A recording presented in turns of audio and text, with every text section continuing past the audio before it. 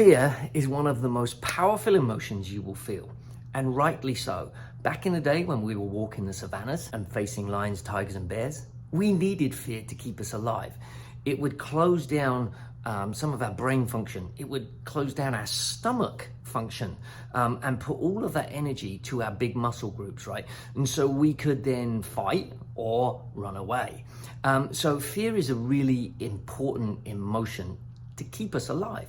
The problem is we don't face lions, tigers, and bears anymore. Instead, we face presentations, video recordings like this. We face deadlines, unmet expectations. All of these things drive the same thinking, right? That thinking is the thing that creates the emotion of fear. And it's still closing down some of our brain function to go into our fight, flight, or freeze mentality. And so when we're in that state, we don't think straight, and rightly so. Our brain is actually closing down because the blood is going to all of our big muscle groups. And so what do we do with this whole new world of fear when we're not running away from lions, tigers, and bears? Well, it's in the thought. I mentioned it earlier. A thought is the thing that creates the emotion.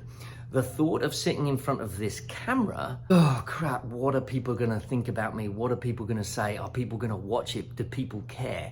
Which in that thought there is creating the emotion of fear.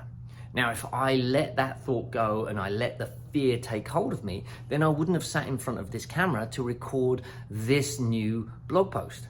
It's important for me to put this blog out there, and so I have to tell myself that and create the thought and the benefits of what's going on when I do this. Even this, if this is just practice and it's me just sitting in front of this camera and no one watches it other than me, that's fine. At least I've overcome the fear.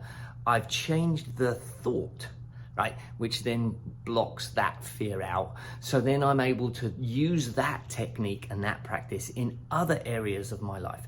So my challenge to you today is, what are you thinking that's creating the emotion of fear? What thought is driving that? Is it an unmet deadline?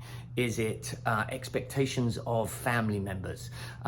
Is it stepping into something new?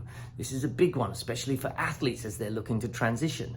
They step into this new career, business career, an entrepreneurial career, and the unknown lets the brain go wild, and then that will create the, what if it doesn't work? What if I fail? What if I fall over? What if? But that will then freeze you or have you run in the other direction.